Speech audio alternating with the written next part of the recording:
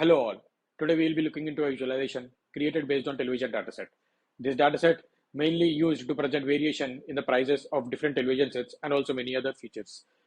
This is done based on their reviews and ratings, different brands, operating systems, channels that they offer, picture quality, speakers, among many others. This project is created by using all the techniques that we have learned in the classroom as well as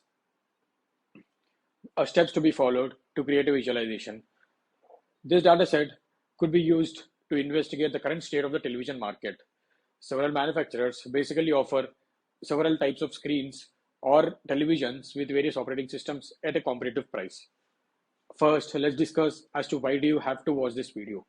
Let's say you are a stakeholder, you are a new entrant that you want to get into this industry wherein you are coming up with a new brand.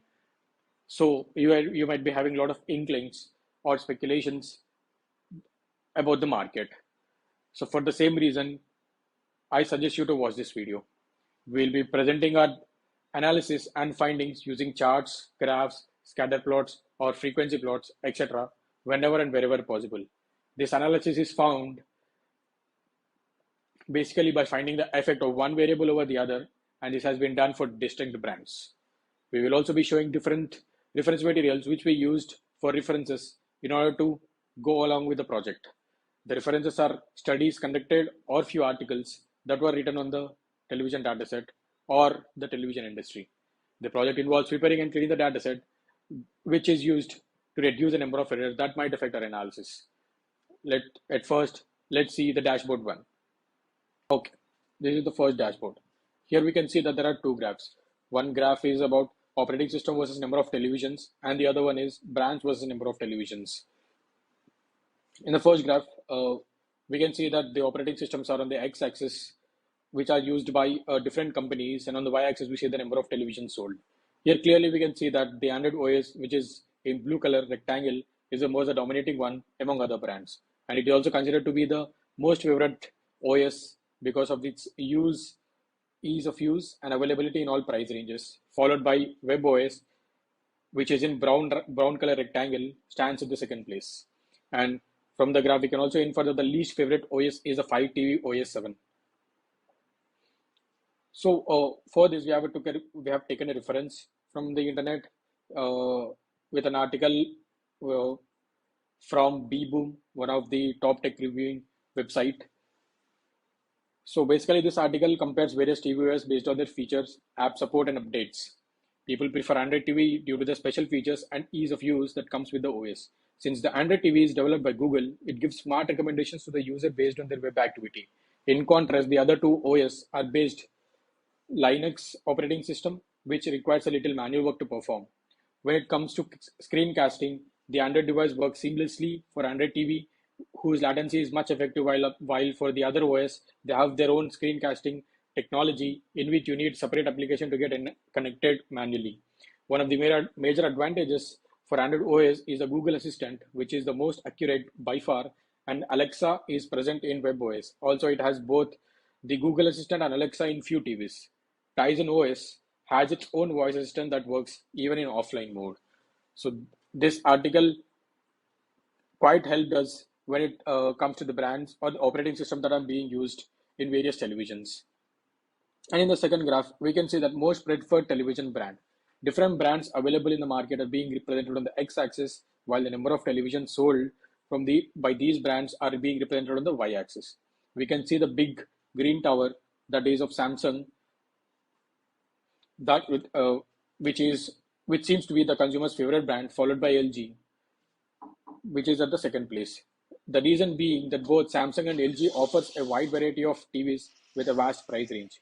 We can see that consumers' demand for the brands like Samsung, LG, Sony, Motorola, and Kinger is more when compared to the rest of the brands.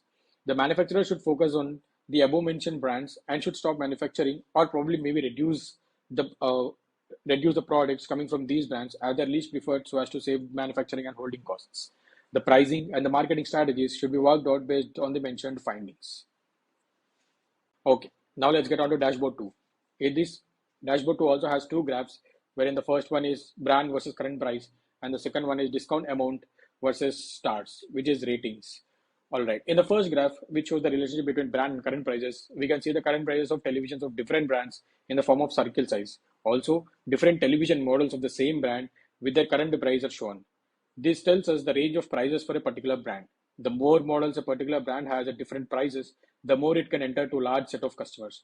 For example, Samsung, LG, and Sony have largest number of television models, with Samsung having the most variability in prices. So Samsung should have more customers than any other brand here. Brands like Acer, VG, etc. have just one or two models of television. So they will be lesser known and very small customer base. For this, we have taken a reference from Consumer Reports website with a title, Why It Doesn't Always Pay to Buy a Cheap TV. So in this article, we came across a research which was done for 3 years, and the results of the that research was used for this uh, um particular data set. Though it might be too tempting to purchase a low cost TV, mostly during special offer events, you may sacrifice quality and you may not have to pay much more, if at all, to acquire a nicer television. This article also supports our interpretation that, with the fact that LG, Samsung, and Sony are among the top performers in terms of average cost and if the price is too high. It also compares the prices based on various sizes of the TV that the people can afford. The other factors that come into play are the reliability and the repairability, which is maintenance cost of the television. In the second graph, which shows the relationship between discount amount, star ratings, and current price, we can observe green and red circles with different intensities and sizes. The more intense the color is, the more stars that particular television model has. For example, the circles which are most green are having 5 stars, and opposite is the case for red circles.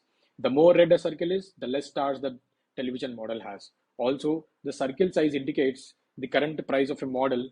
The larger circles have more current price. Here, it is also known that the density of the circles is at high at low discount because people want to buy good quality products, and if large discounts are given, they generally don't perceive it as good, or maybe they think that it's an older product or there is no premium feel.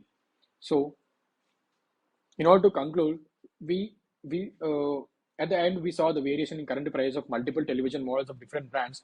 We established relationships between current prices, discounts, star ratings, number of televisions, etc. Through the visualization, we can see that how having multiple television models can lead to sales, or how much brand ratings matter, and so on. We hope that through this visualization, you learn something. Thank you.